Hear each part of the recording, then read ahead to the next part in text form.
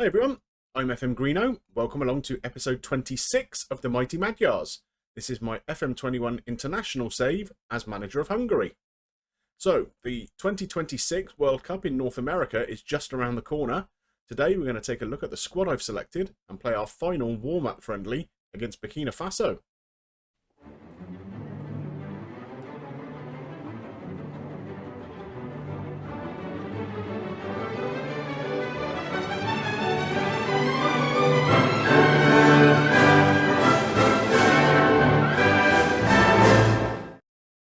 You may remember, in the last episode, I was talking about hoping for a favourable draw to get us through to the next round of the competition.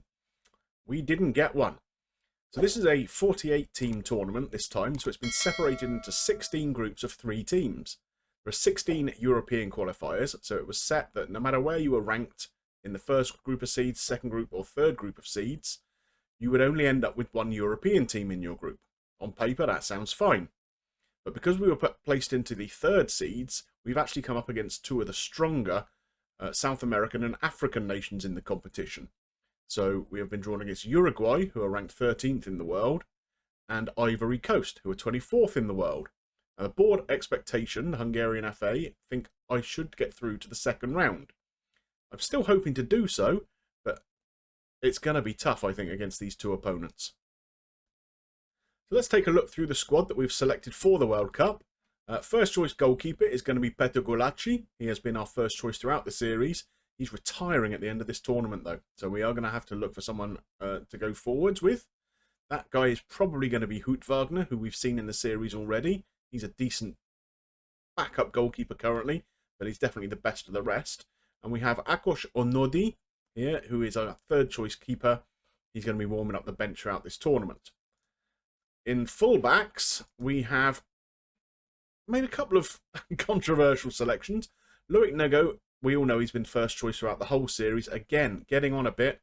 He's 35 years old now. We're going to be looking to phase him out after this tournament.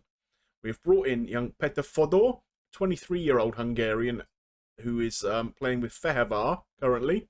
He is a decent-looking option. He's got a fairly determined personality, so I'm looking for more development out of him, even though he's 23 years old.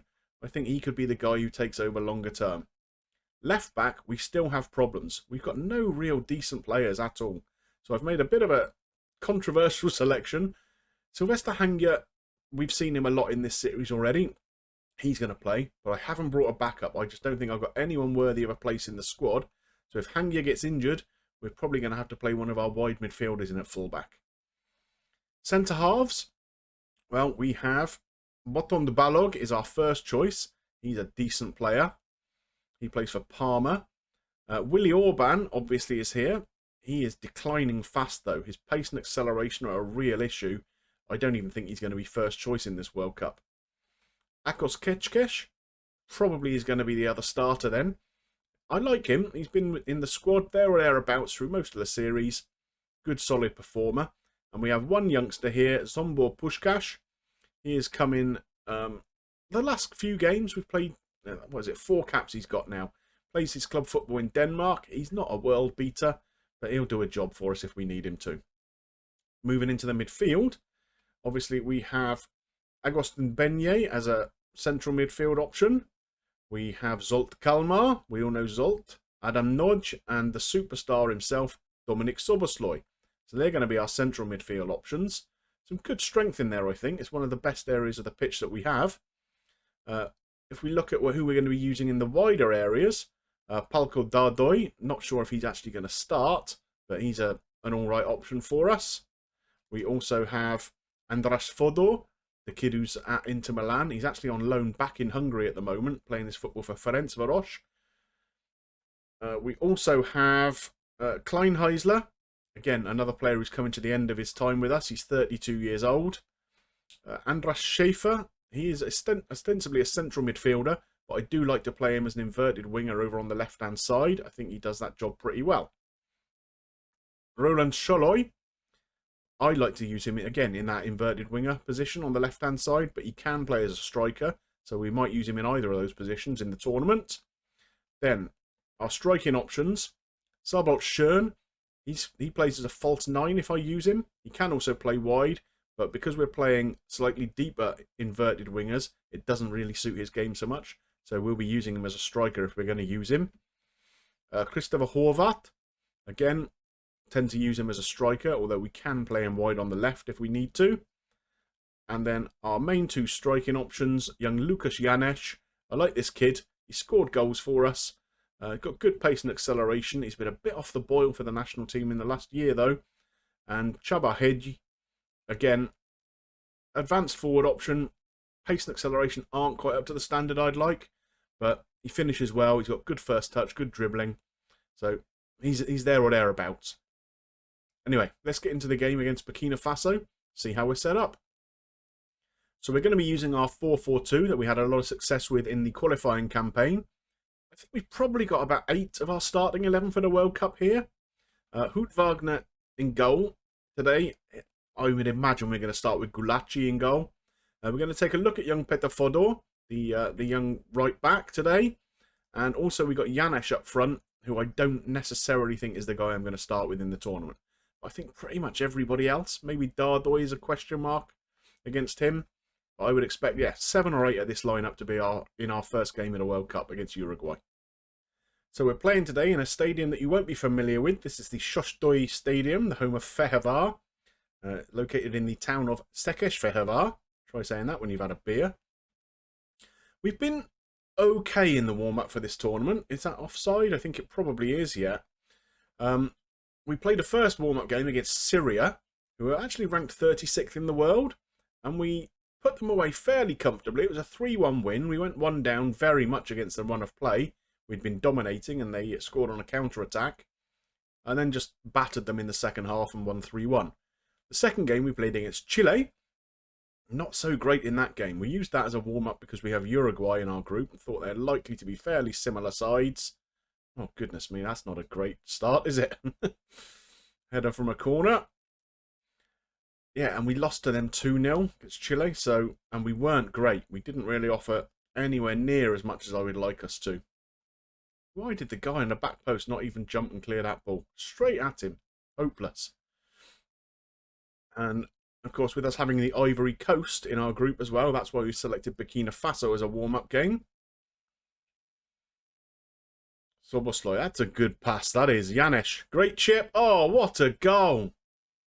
A fabulous pass from Sobosloy to find him. And Janes, that might just get him into the starting lineup for the first game. You never know. What a lovely finish that was. Really composed, saw the keeper coming out and just chipped him. Beautiful. So that brings it back to 1 apiece. So yeah, I'm not that confident of how we're going to do in the World Cup this time round. Like I said, we've got very, very difficult opponents in our group. Of course, if we do get through the group, that takes us into a last 32 stage. So there's still a good chance we'll come up against someone beatable. So I think if we can sneak through the group, we've got half a decent chance of going a little bit further in the competition. Obviously, it depends who we come up against. Half time here. Let's get in. We'll tell the boys, yeah, we want to see more in the second half. Let's motivate a few of them. Let's see if we can get the midfield a little bit fired up. Tell them there's a lot more to come from them. And out for the second half. Burkina Faso have made a couple of changes. Here's Dardoy on the ball. Fodor, that's a good ball. Janes, another good finish. He's making it very hard for me to leave him out for that first game, isn't he?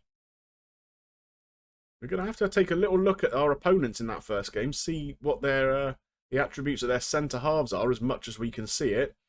If they're struggling for pace, Janes could be the man. He seems to be getting past this Burkina Faso backline with ease. We can't really say we've had the better of the game here. We've only had 36% possession. Sobosloy with a corner, nodded over that time by Balog. But yeah, I think Burkina Faso will probably be feeling a little bit hard done by here. Can we get in here? We need to disrupt this passage of play if we possibly can. Burkina Faso knocking it about quite nicely. They've got a guy called Yoda. He's not going to be very good at corners, I wouldn't have thought. Only about 2 foot tall. But they have equalised Jean-Noël Cissé. His first goal for Burkina Faso. Well, we'd be very pleased to have got it in a friendly against Hungary in a town in the middle of nowhere. I don't think we need to see it again.